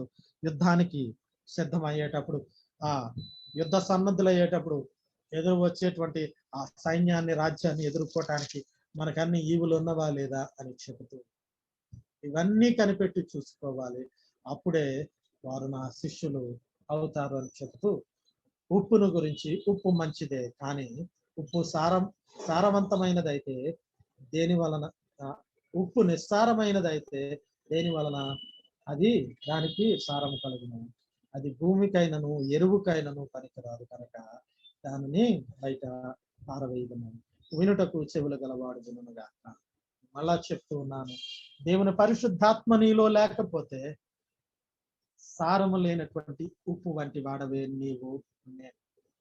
మనము ప్రయాసపడవలసింది ఆయన పరిశుద్ధాత్మను పొందుకొని నింపబడటానికే, కానీ మనం ప్రయాసపడుతున్నది దేనికోసమో ఆలోచన చేద్దాం. సారవంతమైన ఆత్మను పొందుకోవటానికి ప్రయాసపడుతున్నామా మన దైనందిన ప్రార్థనలో, వాక్య ధ్యానంలో, లేకపోతే ఆచారయుతముగా ప్రతిరోజు చేసుకోవాలి గనక చేసుకుంటున్నామా? ఇందాక చక్కని కీర్తన పాస్టర్ గారు పాడించారు, I have decided to follow Jesus, no turning back, no turning back, the cross before me, the world behind me, no turning back, no turning back. మరి నీవు సిలువ యొద్దకే, క్రీస్తు యొద్దకే నడవటానికి సిద్ధమైతే ఆయన పరిశుద్ధాత్మను పొందుకొని ఆయన కొరకు జీవించాలి. చూసాము, చెవులు గలవాడు ఆత్మ చెప్తున్నటువంటి మాట వినుగాక. ఆ ఆత్మ చెప్తుంది, నీవు భ్రమలో ఉన్నావు, దిగంబరిగా ఉన్నావు, దరిద్రుడుగా ఉన్నావు, దీనస్థితిలో ఉన్నావని. నీ దిగంబరత్వమును దాని నుండి విడిపించటానికి ఆయన హృదయం అనే తలుపు దగ్గర నిలవబడి తడుతూ ఉన్నాడు. వింటే విందు నీ కోసం సిద్ధంగా ఉంది. నిందను తీసివేస్తాడు, మరణాన్ని మింగి వేస్తాడు. అప్పుడు నీవు సాక్ష్యం అవ్వగలవు, నేను కనిపెట్టుకున్నటువంటి నా దేవుడు, రక్షించగలిగినటువంటి నా దేవుడు నన్ను రక్షించాడు, ఆయన రక్షణను బట్టి నేను ఉత్సహించొచ్చు ఉన్నానని. అప్పుడు నీవు దేవుని కోసం సమస్తమును విడిచిపెట్టుకోగలవా అన్నదే ఇప్పుడు ప్రశ్న. విడిచిపెట్టుకోవటానికి సారవంతమైనటువంటి ఆత్మను నీవు పొందుకోవాలని దేవుడు కోరుకుంటూ ఉన్నాడు. అలాగూ ఉండటానికి, ఆ ఆత్మను పొందుకోవటానికి నీవు సిద్ధమేనా అని దేవుడు హృదయం దగ్గర నిలవబడి మళ్ళా తడుతూ ఉన్నాడు, నీ ఇష్టాన్ని వినటానికి. ఇక్కడ ఒక మాట చెప్పాలని ఇష్టపడుతూ ఉన్నాను. ఆయన చిటిక వేస్తే మన హృదయాలు తెరవబడతాయి. ఆయన మాట ఇస్తే పరిస్థితులు మారిపోతాయి. మరి ఎందుకు ఆయన తలుపు దగ్గర నిలవబడి తడుతూ ఉన్నాడు? నీ అనుమతి లేకుండా సర్వాధికారి నీ జీవితంలో ఏమీ చేయలేడు. నీవు అనుమతించకపోతే నీలోనికి కానీ నీ జీవితంలోనికి కానీ రాడు. దీనికి కూడా ఒక చిన్న అనుభవాన్ని పంచుకొని ముందుకు వెళతాను. ఇది కూడా ఓ పాస్టర్ గారి అనుభవం. ఇది కూడా అక్కడ ఆయన చెబుతూ ఒక కథలాగా ఇలాగూ, లేకపోతే ఆ సందర్భాన్ని ఒక ఉదాహరణగా ఇలా చెప్పాడు. ఇక్కడ కూడా నశించిపోబోతున్న, మరణించబోతున్న ఒక కుటుంబం దగ్గరికి ఆ పాస్టర్ గారిని దేవుడు నడిపించాడు. నడిపించి వాళ్ళతో మాట్లాడినటువంటి దేవుడు వాళ్ళ ఆ మరణించాలి లేకపోతే ఆత్మహత్య చేసుకోవాలనేటువంటి ఆ స్థితి నుండి తన యొక్క దాసుని పంపించి ఆ మాటలన్నిటినీ వారికి అందించి, నేను మీకు తోడై ఉన్నాను, భయపడవద్దని చెప్పాడు. అక్కడ ఈ సందర్భాన్ని ఎందుకు పంచుకుంటున్నానంటే, ఆ కుటుంబము ఆ పాస్టర్ గారిని ఆహ్వానించింది, లేకపోతే ఆ పరిస్థితుల్లో ఆ దేవుని సేవకుడిని అంగీకరించింది. ఆ దేవుని మాటను, లేకపోతే దేవుడు తాను తలుపు తట్టినప్పుడు వాళ్ళు తీశారు. అక్కడ ఎంతగా దేవుడు కృప చూపించాడనంటే, ఇవాళకి ఇంకా కూడా ఆ కుటుంబము సజీవంగాను దేవుని నామమహిమార్థము జీవించటానికి ప్రతిదినము ప్రయత్నం చేస్తూ ఉన్నాడు. ఇది ఎందుకు చెప్పానంటే, మరలా చెప్తూ ఉన్నాను, నీవు నీ పరిస్థితుల్లో దేవునికి అవకాశం ఇచ్చినప్పుడే ఆ సందర్భంలో ఆ దేవుడు లేకపోతే దేవుని సేవకుడు ఒక క్యాండిల్ లాగా ఉంటాడు. ఆ కుటుంబము అంగీకరించిన వాళ్ళు ఆ పెళ్లి కూతుర్ని ఇంగ్లీష్ లో ఏమంటారండి? బ్రైడ్ అంటారా, బ్రైడ్ గ్రూమ్ అంటారా? నాకు కొన్ని డౌట్లు వస్తాయి, కొంచెం చెప్పండి. అది మీరు చెప్తేనే కొంచెం ముందుకెళ్ళగలరు. ఎవరైనా మైక్ ఆన్ చేసి చెప్పండి అమ్మ, త్వరగా, మళ్ళీ 11:30 అయిపోతుంది.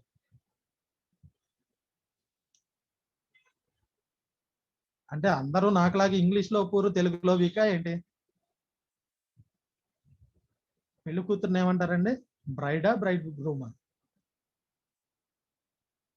నేను నిజంగానే అడుగుతున్నానండి, సమాధానం చెప్పండి కొంచెం. లేదు అని అంటే అందరూ నాకులాగే ఇంగ్లీష్ లో పూరు, తెలుగులో వీక్ అనుకునే ముందుకు వెళతాను. రైట్, దేన్ దయాల్ గారి దగ్గర నుంచి వచ్చింది, బ్రైడ్ అంట మెసేజ్ పెట్టారు. Thank you. క్రైస్ట్ బ్రైడ్ గా నీవు అంటావు. ఆహ్వానించే వాళ్ళు క్రీస్తుని వధువుగా, అక్కడ క్రీస్తు ప్రవృత్తిగా ఉంటాడు. నీవు ఆయనను అంగీకరించిన నీవు క్రీస్తు దృష్టిలో క్రీస్తుని వధువుగా ఉంటావని దేవుడు తెలియజేస్తూ, ఇవాళ నీ దగ్గరికి వచ్చినటువంటి యేసయ్య, తలుపు తడుతున్నటువంటి యేసయ్యకు తలుపు తెరవమని, తెరిస్తే నీవు ఆయనకు వధువుగా ఉంటావని దేవుడు తెలియచేస్తూ, వరుడైనటువంటి క్రీస్తు వచ్చి ఉన్నాడు, లేకపోతే వచ్చి తడుతూ ఉన్నాడు. తలుపు తీయమని యేసయ్య కోరుతూ ఉన్నాడు. అలాగూ తీయటానికి పరిశుద్ధాత్మ దేవుడు మనలందరినీ తన ఆత్మతో నింపి నడిపించును గాక. ఆమేన్. సమస్త జ్ఞానములకు మించిన దేవుని సమాధానము యేసుక్రీస్తు వల్ల మీ హృదయాలకు, మీ తలంపులకు కావలి ఉంది, నడిపించును గాక. ఆమేన్. దేవా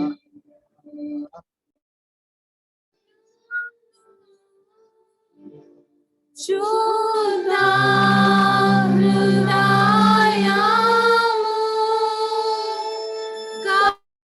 కలుగజేయు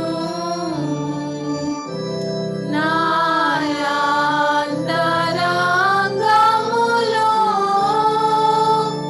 స్థిరమైన మనసును తనముగా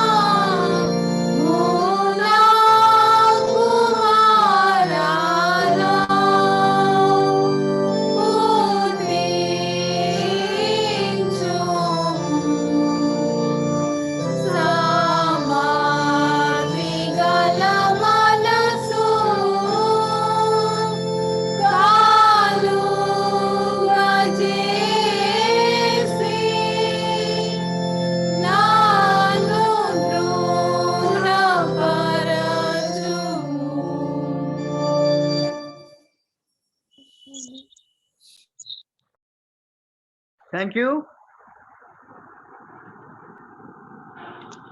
మనం పోయిన వారం అంతా దేవునికి సమర్పించినటువంటి అర్పణలను బట్టి మన అవసరాలను బట్టి దేవునికి ప్రార్థన చేసుకుందాం. సర్వశక్తియు మిక్కిలి కనికరము కలిగిన మా ప్రియ పరలోకపు తండ్రి, పరిశుద్ధుడా, నీ పరిశుద్ధ నామానికి వందనాలు, స్తోత్రాలు. ఈ పరిశుద్ధ దినమున నీ పరిశుద్ధ సన్నిధిలో కనబడి నీ వాక్యం వినేటువంటి భాగ్యం, ఆరాధించే భాగ్యం మాకు ఇచ్చినందుకై నీకు స్తోత్రాలు.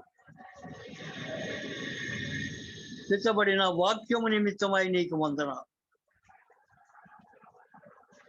ప్రభువా. అది మా హృదయాల్లో నిరంతరంగా ఫలించున్నట్లు నీ ఆత్మ కార్యము జరిగించండి. నీ పరిశుద్ధ సన్నిధిలో నీ వాక్య వెలుగులో మేము నిలిచి మా నిజ స్థితి తెలుసుకొని మమ్ములను మేము సరి చేసుకోవటానికి నీ కృపా సహాయాన్ని అందించండి. అయోగ్యులము, అపాత్రులము, లోకములో ఎన్నిక లేనటువంటి మమ్ములను ప్రేమించి నీ శిష్యులుగా ఉండుటకు, నీ అనుచరులుగా ఉండుటకు మమ్మల్ని పిలిచారు తండ్రి. నీకు స్తోత్రాలు. మా పిలుపునకు తగిన విధంగా మేము జీవించుటకు మీరే మమ్మల్ని బలపడతారు. మా జీవితాల్లో నిన్నే మొదట పెట్టుకొని నీవు మాకు ముందు నడుస్తూ ఉండగా కొండలైనా, ప్రయాసాలైనా, బాధలైనా, శ్రమలైనా ఆ మార్గంలోనే నీతో నడవటానికి మాకు కృప దయచేయండి. బలహీనులం, పడిపోతాం తండ్రి. పడిపోయిన సమయంలో మీరు మమ్మల్ని జ్ఞాపకం చేసుకొని లేవనెత్తండి. చేయి పట్టి నీ శిలువ మార్గంలో నడవటానికి మాకు సహాయం చేయండి. ఎందరో భక్తులు ప్రభువా నీ మార్గంలో నడవటానికి వారి ప్రాణాలని కూడా వదిలిపెట్టారు. మా ప్రభువా, మా తండ్రి, బలహీనులం, ఇరుకు మార్గంలో నడవటానికి భయపడేటువంటి వాళ్ళం. ధైర్యం ఇచ్చి ప్రభువా నీ శిలువ మార్గంలో ఎన్ని శ్రమలైనా నడవటానికి విశ్వాసపు బలాన్ని అనుగ్రహించు.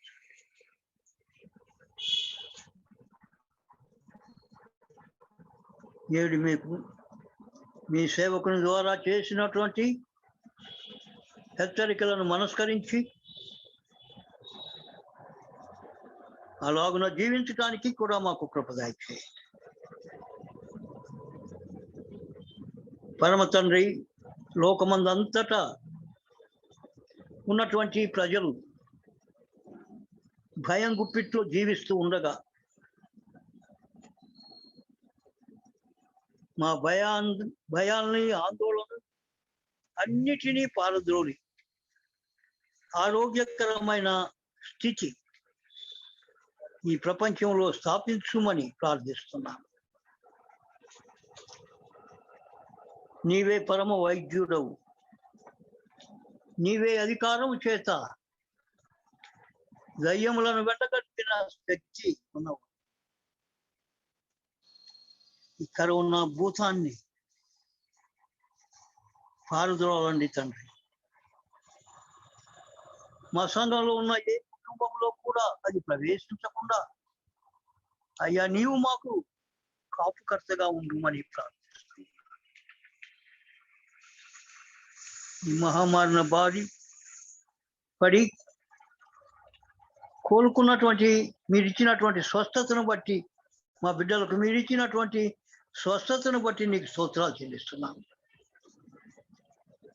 ఇంకా కొందరు బిడ్డలు బలహీనతో బాధపడుతూ ఉండగా వారిని జ్ఞాపకం చేసుకోనండి, బలాన్ని ప్రసాదించండి. కుటుంబ పనులు, వ్యక్తిగతమైన పనులు చేసుకోవటానికి కావలసినటువంటి శక్తిని వారికి అనుగ్రహించమని ప్రార్థిస్తున్నాను. పరమ తండ్రి, మేము ప్రతి శుక్రవారం నీ పాద సన్నిధిలో చేరి ఏకీభవించేటువంటి ప్రార్థనా సమయమును మాకు ఈవిగా ఇచ్చావు. అనేక మంది బిడ్డలు దానిలో పాల్గొంటున్నారు, ప్రార్థిస్తున్నారు. వారి ప్రార్థనలను దయతో అంగీకరించండి. ఈ మహమ్మారి మమ్మల్ని వదిలిపోయే పర్యంతము విడువక విసుకక ప్రార్థించేటువంటి మనసు మాకు అనుగ్రహించండి. మా సంఘంలో ఉన్నటువంటి కుటుంబాలన్నిటిని కూడా ప్రతినిత్యము మా కుటుంబ ప్రార్థనలో ప్రతి కుటుంబం కొరకు ప్రార్థించే మనస్సు మాకు అనుగ్రహించండి. నీవు ఎవరి ప్రార్థనలు విని ఎవరికి సహాయం చేస్తావో మాకు తెలియదు తండ్రి. కనుక ఇతరుల కొరకై ప్రార్థించే మనసు మాకు అనుగ్రహించండి. ప్రభువా, రానున్నటువంటి దినాల్లో చిన్న బిడ్డలకు ప్రమాదకరమైనటువంటి సమయమని శాస్త్రజ్ఞులు చెప్తున్నారు.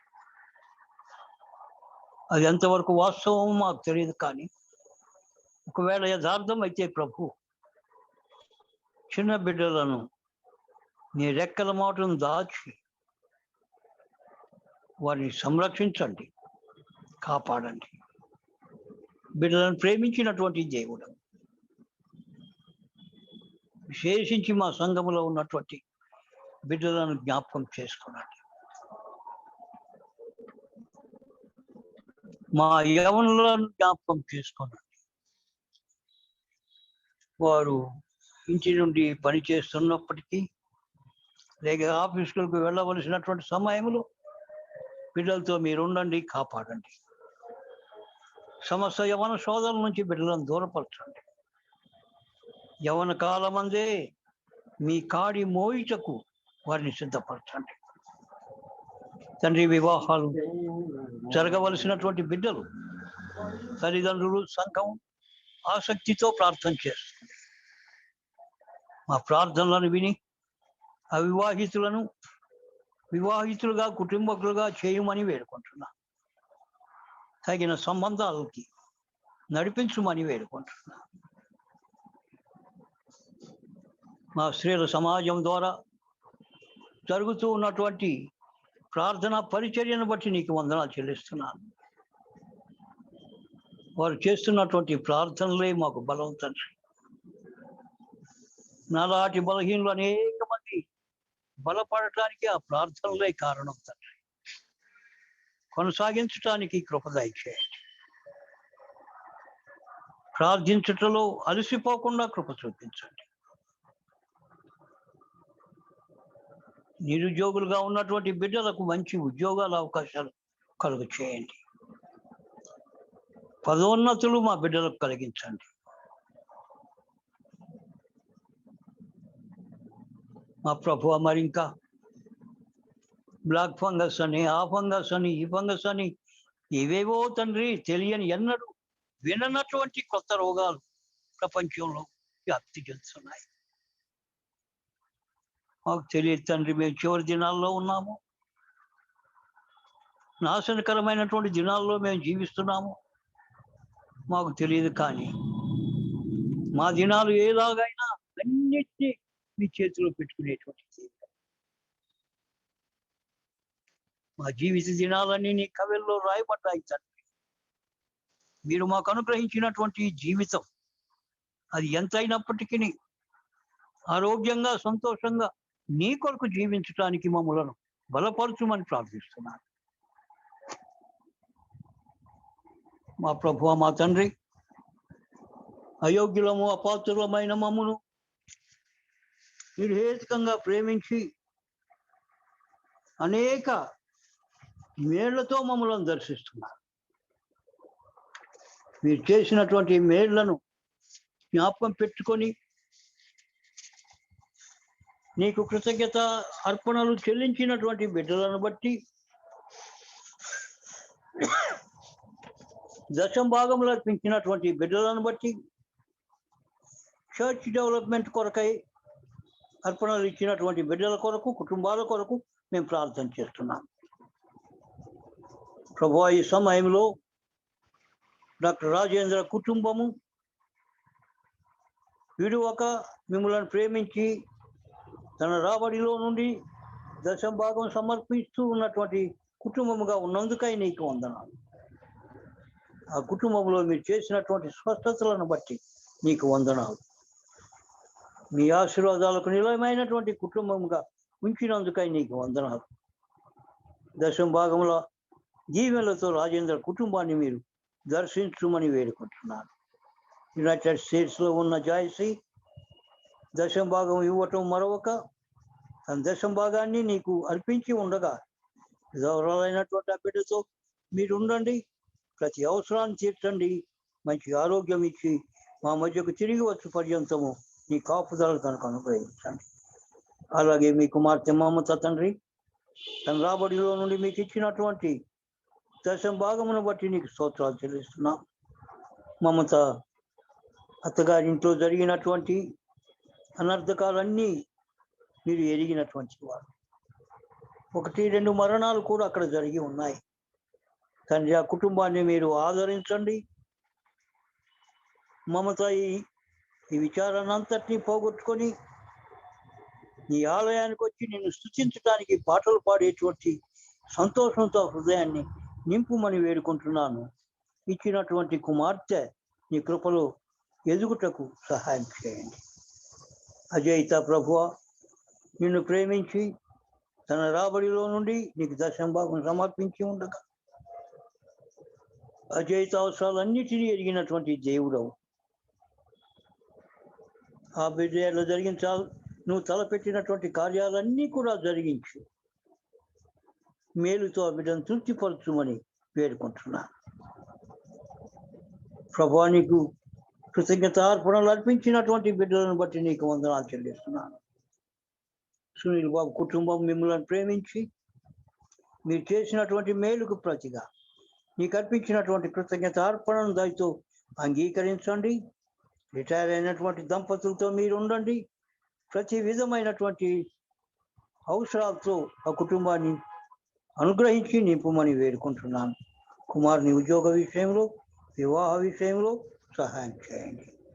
అలాగే తండ్రి, మే 29వ తారీఖున కళ్యాణి దంపతులకు మీరు ఇచ్చినటువంటి కుమార్తె మేధస్వి తన జన్మదినం ఆచరించుకొని మీరు చేసిన మేలును జ్ఞాపకం పెట్టుకొని ఆ బిడ్డ తరపున తల్లిదండ్రులు అర్పించినటువంటి కానుకను దయతో అంగీకరించండి. ఈ నూతన సంవత్సరంలో మేధాతో మీరు నడిచి ఆ బిడ్డకి ఏ అపాయము కీడు రాకుండా నీ కృపలో భద్రపరిచి ఆయుష్ను, ఆరోగ్యాన్ని, తెలివితేటలు బిడ్డకు అనుగ్రహించమని వేడుకుంటున్నాను. మా ప్రభువా, మా తండ్రి, వృద్ధాప్యంలో ఉన్నటువంటి వసంత కుమారి గారి కొరకై నీకు ప్రార్థన చేస్తున్నాను. వృద్ధాప్యంలో నూతన బలంతో ఆమెను నింపండి. ప్రభువా, అనారోగ్యంగా ఉన్నప్పుడు మీరు జ్ఞాపకం చేసుకుని ఆమెకి ఇచ్చినటువంటి ఆరోగ్యాన్ని బట్టి నీకు వందనాలు. బలపరిచి మళ్ళా ఎప్పుడు కూడా అనారోగ్యానికి గురి కాకుండా కాపాడండి. అలాగే మీ కుమారుడు నిరీక్షణ మీరు అనుగ్రహించినటువంటి స్వస్థతను బట్టి మీకు సమర్పించినటువంటి కృతజ్ఞత అర్పణ దయతో అంగీకరించండి. ఇంకను నీ కృపలతో మీ కుమారుని మీరు దర్శించండి. బలహీనతలన్నిటిని కూడా గద్దించండి. నీ బలముతో నింపి, నీ వాక్య బలముతో నింపి, నీ సేవ కొరకై నీ కుమారుని మీరు బలపరిచి నడిపించమని వేడుకుంటున్నాను.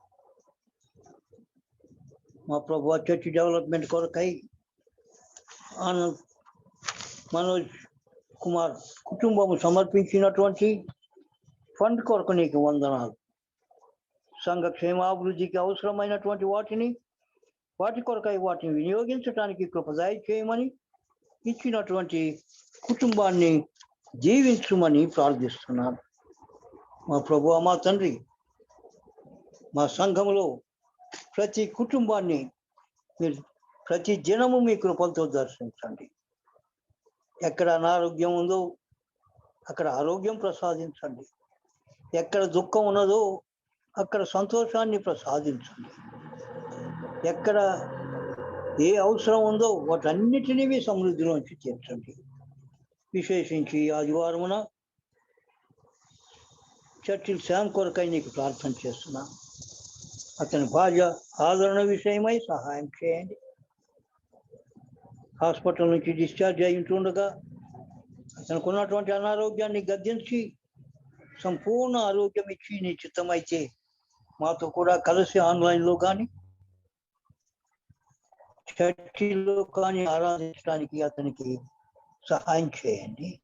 పరిచర్య చేస్తున్న బిడ్డలను దీవించండి తండ్రి.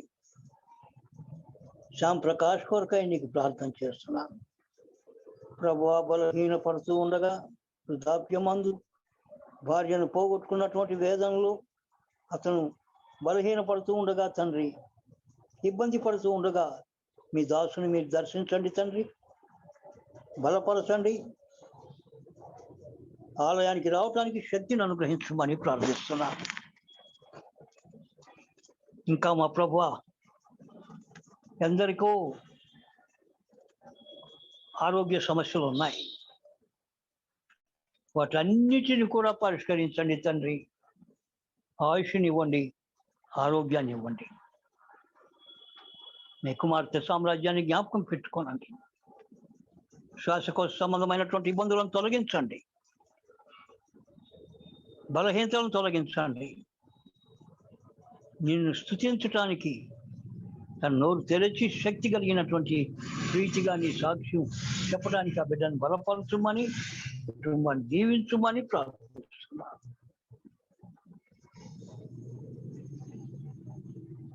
ఈ ప్రార్థనలన్నీ కూడా విన్నావు, మాకు అనుగ్రహిస్తున్నందుకై నీకు స్తోత్రాలు చెల్లిస్తూ ఆ ప్రభు నామమునని ఈ ప్రార్థనని సమర్పించుకుంటున్నాం ప్రభు. ఆమేన్.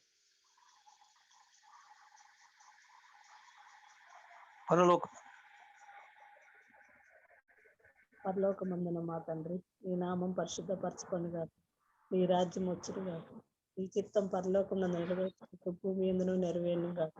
మానదిన ఆహారం మేము మా అపరాధం చేసిన వారిని మేము క్షమించిన ప్రకారం అపరాధం క్షమించింది. శోధనలోని దృష్టిని తప్పించి రాజ్యము శక్తి మా నిరంతరం నీవై ఉన్నావు తండ్రి. ఆమేన్. ఆమేన్. ప్రకటనలు గమనించండి దయచేసి. మే 30వ తారీఖు నుంచి 5వ తారీఖు వరకు, ఈ నెల 5వ తారీఖు వరకు మనం దేవునికి ఆన్లైన్లో సమర్పించినటువంటి అర్పణలు జనరల్ ఆఫరింగ్ 3,100 రూపాయలు, స్పెషల్ ఆఫరింగ్ 66,000 రూపాయలు, మొత్తం 63,100 రూపాయలు. దేవునికి వందనాలు. దేవునికి ఇవ్వటంలో మనం వెలుగుతున్నందుకు నేను దేవునికి స్తోత్రాలు చెల్లిస్తున్నాను. ఈరోజు దివ్యమైనటువంటి వాక్య పరిచర్య జరిగించినటువంటి మన సామ్యుయల్ జ్ఞానదీప్ గారికి సంఘం తరఫున నేను వందనాలు తెలియచేస్తున్నాను. ఆ యవ్వనుని ఇంకా దేవుడు తన పరిచర్యలో వాడుకోవాలని ప్రార్థన చేస్తున్నాను. ఆ బిడ్డ విషయమైన ప్రార్థన మనం కూడా ప్రార్థనలు చేస్తున్నాం. ఒక మంచి సంఘంలో కాపరిగా ఉండి మనకు కూడా సహాయం చేయగలిగినటువంటి చోట తనకు అపాయింట్మెంట్ దొరకాలని ప్రార్థన చేస్తున్నాం. మరి అది దేవుడు తనకు అనుగ్రహించాలని నేను కోరుకుంటున్నాను. వచ్చే ఆదివారం 10 గంటలకు యథావిధిగా ఆరాధన కార్యక్రమం ఉంటుంది. ప్రభురాత్రి భోజన సంస్కారం ఉంటుంది. డాక్టర్ సునీల్ బాన్ గారు వాక్య పరిచర్య జరిగిస్తారు.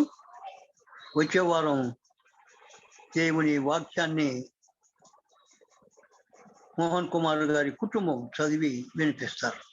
వచ్చే ఆదివారం మధ్యలో వారు చదవండి వీళ్ళు చదవమని కాకుండా మోహన్ గారి కుటుంబం చదివి వినిపించాలని మనవి చేస్తున్నాను. Good, thank you. మన ఆల్ నైట్ ప్రేయర్స్ దేవునికి నేను వందనాలు చెల్లిస్తున్నాను. చాలా చక్కగా జరుగుతున్నాయి. ఆరాధనకి ఎంతమంది హాజరవుతున్నారో దాదాపు అంతమంది ఆల్ నైట్ ప్రేయర్స్ లో కూడా పాల్గొంటున్నారు. సాల్మన్ రాజు గారు, నేను ఇంకా కొంచెం వయసు ముదిరినటువంటి వాళ్ళం 12:30 1 గంట దాకా ఉండగలుగుతున్నాం. దేవునికి వందనాలు చెల్లిస్తున్నాను. మరి ఈ ప్రార్థనలో నాకు సంతోషం అనిపించింది ఏంటంటే మంజూష పేట్రబాబు గారి కోడలు పీటర్సన్ భార్య మంజూష కూడా మన శుక్రవారం పాల్గొంది. ఈరోజు ఆరాధనలో కూడా పాల్గొన్నది. దేవునికి వందనాలు చెల్లిస్తున్నాను. దేవుడు ఆ బిడ్డకిచ్చినటువంటి కుమారుడు అనుదినం ఆయన కృపలో ఎదగాలని మనం ప్రార్థన చేద్దాం. వచ్చే శుక్రవారం 10 గంటలకు యథావిధిగా మనం ఆల్ నైట్ ప్రేయర్కి కూడుకుంటాం. అనుజ ఆ రోజున క్లుప్త వాక్య పరిచర్య జరిగిస్తారు. దేవునికి వందనాలు. మనం చివరగా ఒక సమర్పణ గీతం పాడుకొని సెలవు తీసుకుందాం. యేసు స్వామి నీకు నేను నా సమస్త విత్తు. 449 చెప్పారండి. 449, yes, yeah. మీ చిత్తం.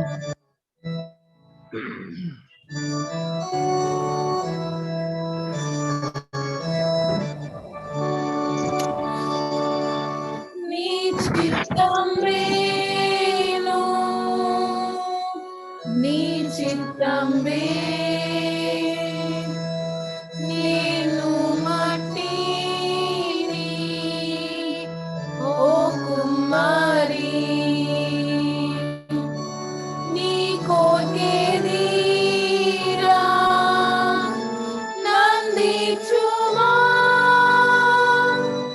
నీ గులుంగేదం ఓ ప్రభువా నీ మార్గం నేను నీ మార్గం నేడు నన్ను పరిశోధించు శుద్ధి చేయుమో యేసు నన్ను నీ సన్నిధిలో మోకరింతుము నీ కొరకే యేసు నీ కొరకే నీ గాయం పొంది అలసితిన్ బాగు చేయునన్ ముట్టి ప్రభు నీకే సమస్త శక్తి నొప్పున్ నీ ఇష్టమేను నీ ఇష్టమే నీ ఆత్మలోడా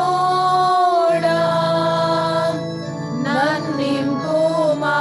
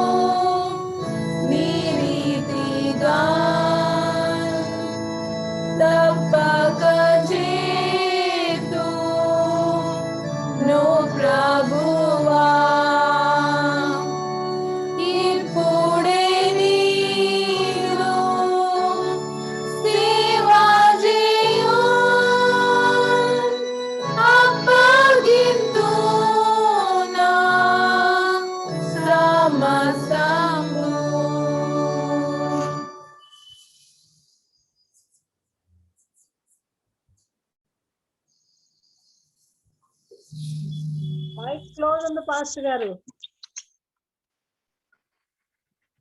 ప్రభు నిన్ను ఆశీర్వదించి నిన్ను కాపాడుగాక. ప్రభు నీకు తన సన్నిధి ప్రకాశింపజేసి నిన్ను కరుణించుగాక. ప్రభు నీ మీద తన సన్నిధి కాంతిని ఉదయింపజేసి నీకు సమాధానం కలుగు చేయునుగాక. ఆమేన్.